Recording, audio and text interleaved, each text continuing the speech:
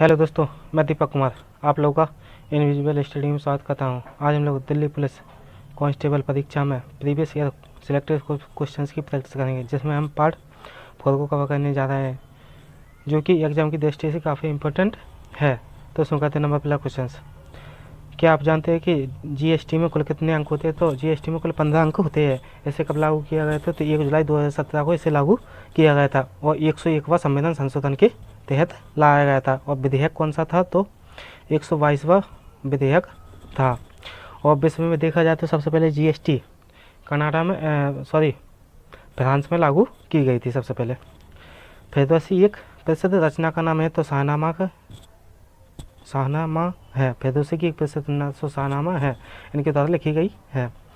भारत में कौन सा सरकारी विभाग राष्ट्रीय आय का लेखा जोखा करता है? तो केंद्रीय सांख्यिकी संगठन के द्वारा, जिसे सीएसओ कहा जाता है। इसकी स्थापना 1951 में की गई थी और 1951 में ही पहला संविधान संशोधन भी हुआ था और पहली पंचवर्षीय योजना लागू की गई थी।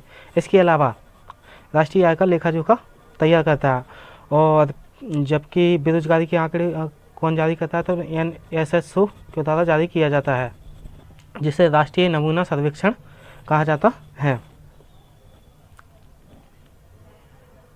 और सबसे पहले राष्ट्रीय आय की गणना कब की गई थी? तो प्रति व्यक्ति आय का अनुमान सबसे पहले कब लगाया गया था? तो 1867 में लगाया गया था सबसे पहले, देखा जाए तो दादा भाई नारोजी के द्वारा सबसे पहले।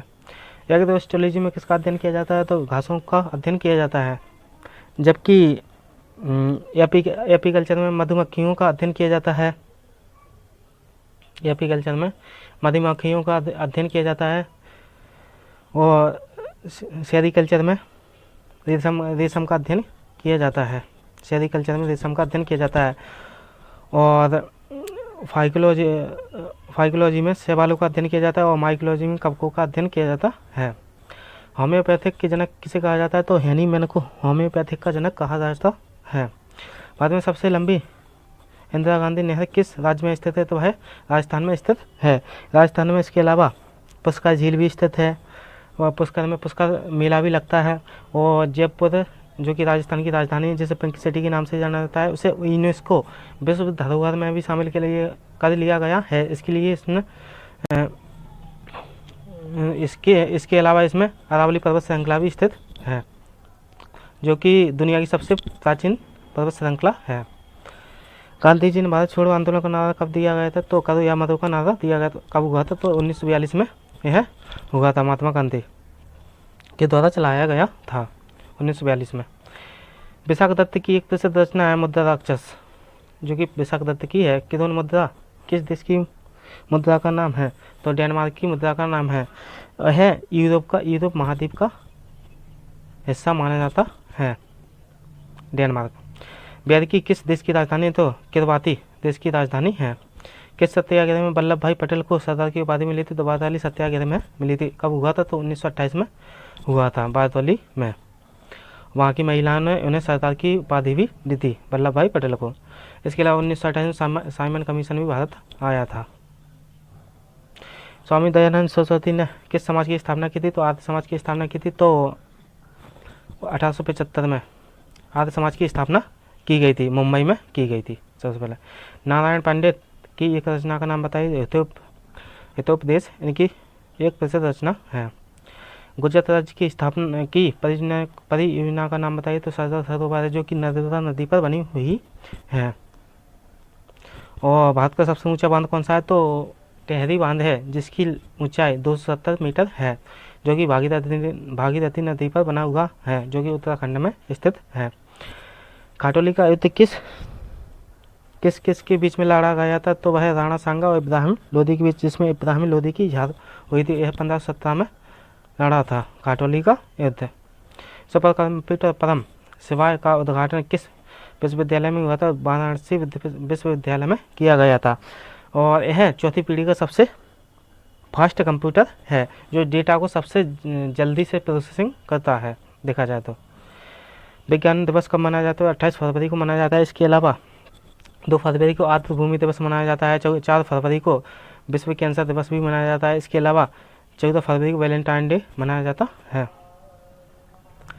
सिंधु नदी के जल में किन राज्यों में सबसे ज़्यादा फ़ायदा होगा? तो जम्मू कश्मीर और पंजाब को सबसे ज़्यादा फ़ायदा होगा। और सिंधु जल समझौता 1962 में हुआ था। सिंधु जल समझौता भारत पाकिस्तान के बीच में हुआ था। है भारत संविधान का पहला संशोधन कब हुआ था? तो 1951 में हुआ था। 1951 में CSO का गठन, जैसे केंद्रीय सांख्यिकी संगठन कहा जाता है, इसके द्वारा भारत की राष्ट्रीय आय ज्ञात की जाती है, मतलब आंकड़े जारी करता है। और पहले पंचवर्षीय योजना भी लागू की गई थी, जिसमें कृषि को बढ़ावा देना था। पहले डायनेमो का मुख्य कार्य होता है तो यांत्रिक ऊर्जा को विद्युत ऊर्जा में कन्वर्ट करना है। अगरतला किस देश की राजधानी है? तो भाई त्रिपुरा देश की राजधानी है अगरतला।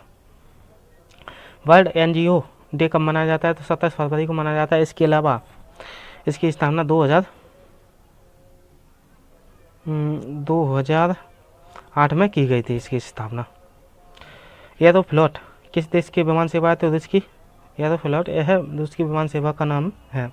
किसान सम्मान निधि योजना की शुरुआत मोदी जी ने किस जगह पर की थी? तो गोरखपुर में की गई, उत्तर प्रदेश के गोरखपुर में की गई है। और किसान क्रेडिट योजना की शुरुआत 1998 में की गई थी, देखा जाए तो। M S स्वामीनाथन कौन है? तो हरित क्रांति में अच्छा योगदान इन्होंने रखा है, जो कि भारत में हरित क्रांति का जनक कहा जाता है। भारत में हरित क्रांति कब आई थी? तो 1966-67 के दौरान आई थी, अगर देखा जाए तो। इसके अलावा यह तीसरी पंचवर्षीय योजना के तहत आई थी। योजना अवकाश चल रहा था उस वक्त। विविड का पूरा नाम होता है vision, insight and voice and India goes digital का उद्घाटन किसने किया था? रविशंकर प्रसाद कानून मंत्री ने किया था, जो कि एक कानून मंत्री है, रविशंकर प्रसाद के द्वारा। इसका फुल फॉर्म होता है vision, insight and voice and India goes digital का उद्घाटन रविशंकर प्रसाद कानून मंत्री के द्वारा किया गया है। आज़ादी के बाद गांधी जी की हत्या किस वर्ष हुई थी? तो 1948 30 जनवरी 1948 में की गई थी। इसके अलावा इनकी हत्या कब की गई थी, मतलब किसने की थी? तो नाथूराम गोडसे के द्वारा की गई थी। और 30 जनवरी को शहीद दिवस भी मनाया जाता है। बेग किस तरह की राशि है? तो बेग है सदिश राशि। सदिश राशि में कौन सा है? बेग, बल, त्वरण, विस्थापन और बल आघूर्ण, और इसके अलावा विद्युत धारा भी यह सदिश राशि के अंतर्गत आती हैं, जिसमें दिशा और परिणाम दोनों होते हैं, तो उसे ही बेग राशि कहा जाता है। दुनिया का कौन सा तत्व है जो लेस सक्रिय है, मतलब जो धातु भी है लेकिन वह विद्युत का कुचालक होते? तो शीशा है। शीशा विद्युत का कुचालक है, लेकिन वह धातु भी है। इसके अलावा सीसी के सिक्के सबसे ज़्यादा किसके शासनकाल में चलाए गए? तो सातवाहन वंश के काल में चलाए गए थे सबसे पहले, सबसे ज़्यादा सीसी के सिक्के। डांडी यात्रा की शुरुआत कब की गई थी? तो 12 मार्च 1930 में डांडी यात्रा की शुरुआत की गई थी। गुजरात के